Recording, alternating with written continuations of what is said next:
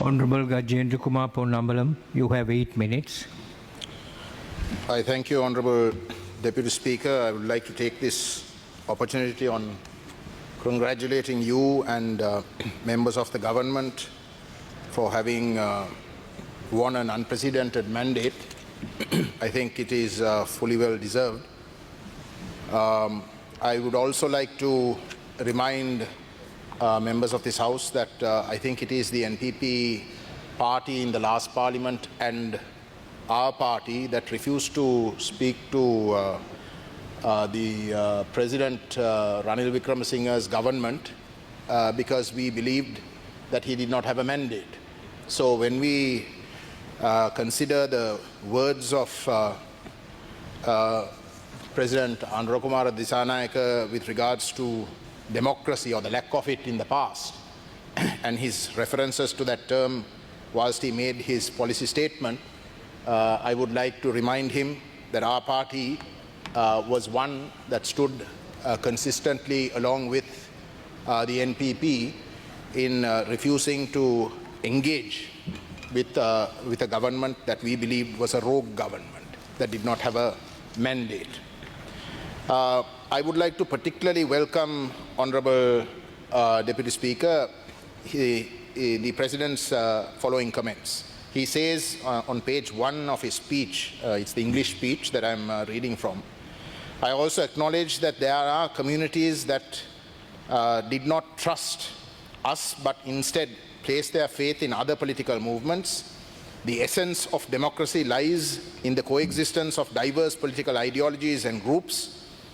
Our government and I are committed to fulfilling the needs and aspirations of the citizens of every community, both those who voted for us and those who did not. I make specific reference, Honourable Deputy Speaker, to those 3 paragraphs because subsequently he goes on to say this, which is a very important part of his policy and this government's policy, which is we will not allow ethnic based politics in our country. Similarly, we will not tolerate religious extremism. We are a people who have suffered enough from ethnic conflict. Now I make that particular reference because I believe there is a possibility of a contradiction with regards to the first 3 paragraphs that I quoted and this particular paragraph. Now, President Anurakumara Dissanayake during the campaign and the NPP have made it quite clear that they are against racism. And the terms that they use with regards to racism is nationalistic politics and religious extremism. Those are the general terms that are being used.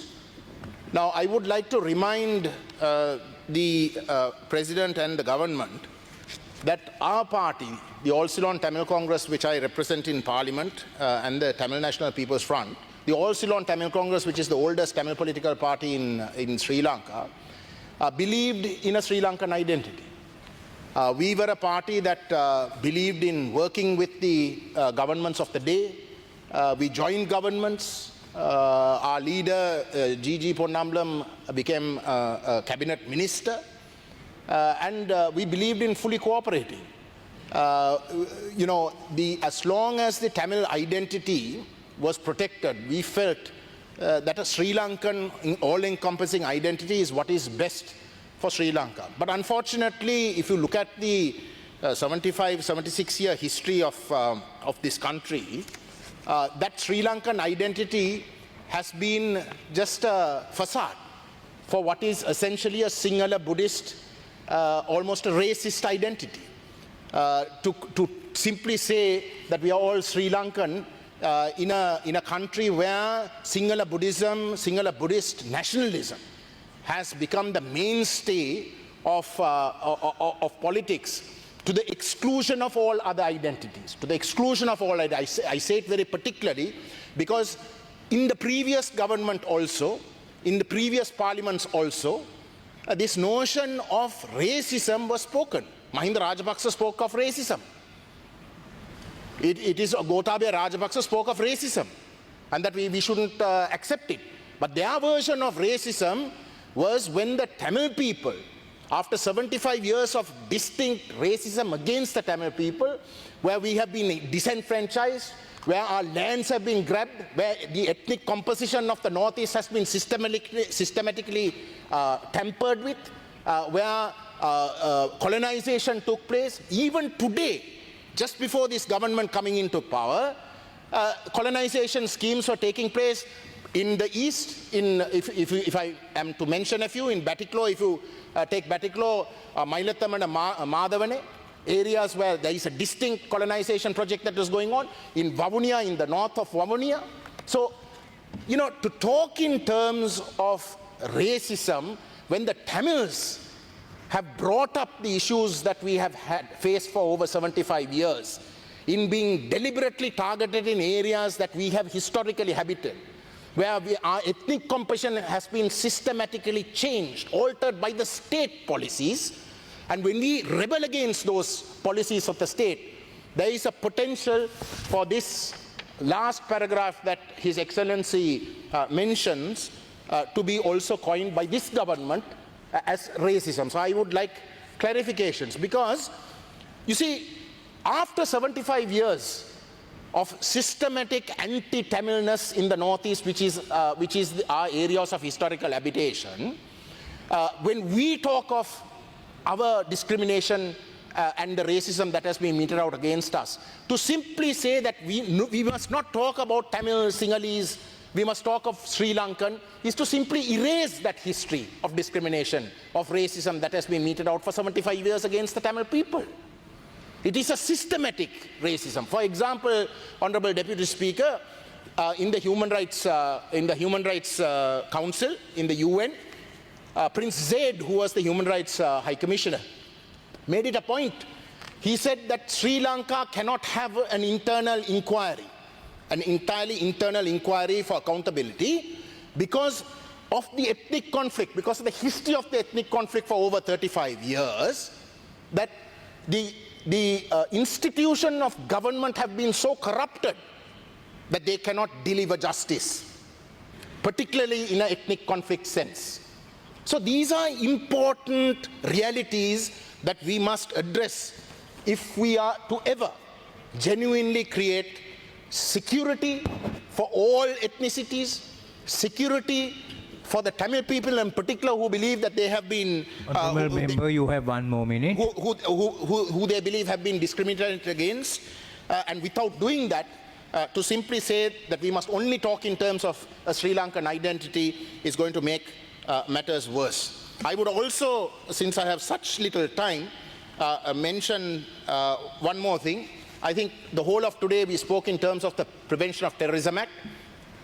Honourable Deputy Speaker, memorialization of the Tamil people with regards to the LTTE cadres who have died, as well as the Tamil people who lost their lives, is identical, is no different from the JVP's memorialization. There cannot be any difference. Both those armed struggles were silenced by the state, and both those armed struggles were legitimate. There were legitimate reasons why people were forced to take up arms. That is where we come from. So without addressing those legitimate reasons and finding solutions, to simply allow one as completely unbanned and being allowed to commemorate, whereas the other to have certain restrictions, I don't believe is fair. Especially because those restrictions are based on a circular that came into being in 2011. The very same government that your present government calls a racist government. So when that government has come up with a circular that is today being applied with regards to how you can commemorate, or the restrictions with regards to commemoration, I think it is completely unfair, and I strongly urge this government to put that mistake right. I also would like to say that the PTA must not Honourable be Member, used your at time is all, up. not only in the Northeast, but also in the South. There are provisions within the penal code, there are provisions between various other legal instruments that the police and other authorities can use. The PTA certainly is not one of them, and it is important because the police use the PTA as a weapon.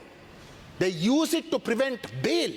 They use it to punish before you can even face justice. And that must be completely not allowed, Honourable Deputy Speaker. In that sense, I would urge my good friend, the Minister of Justice, is someone I go back a long way. We were in bar school together in London. I know him in a totally different incarnation. We won't talk about that in this house. So I certainly have a lot of trust in him. I have a lot of respect for him. I know that he's certainly not a member who can be categorized as communal-minded or as having a strong Sinhala Buddhist nationalist bias. And I would urge him to look into this matter, as well as the question of Tamil political prisoners. There are 9 who still continue to be incarcerated. I would urge for you to release them as early as possible. I would like to mention one individual. He's a member called Morris. He's known as Morris. I think the Honourable President knows him. I think the Honourable Vijitha Herath knows him. He has been transferred without any reason from the Colombo magazine prison to Hambantota. And that was a victimization because the person previously made the transfer and retired. There is no reason whatsoever for that transfer. I would urge you to have an inquiry with regards to that. Thank you.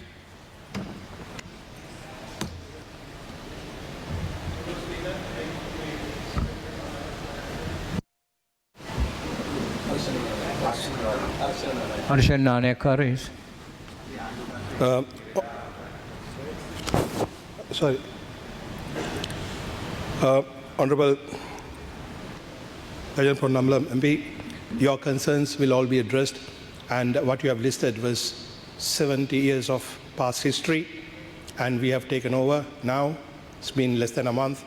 You can rely on us. We are the true friends of the North. So therefore, whatever the genuine grievances you have, there may have been mistakes in the past, but we shall address them, including the political prisoner situation after proper legal assessment. So therefore, there's nothing to nothing to be suspicious about our motivation and intentions. Let's work together on this one. So if there are any concerns, please direct them to my ministry, and I will definitely look into them. Thank you very much for raising those concerns.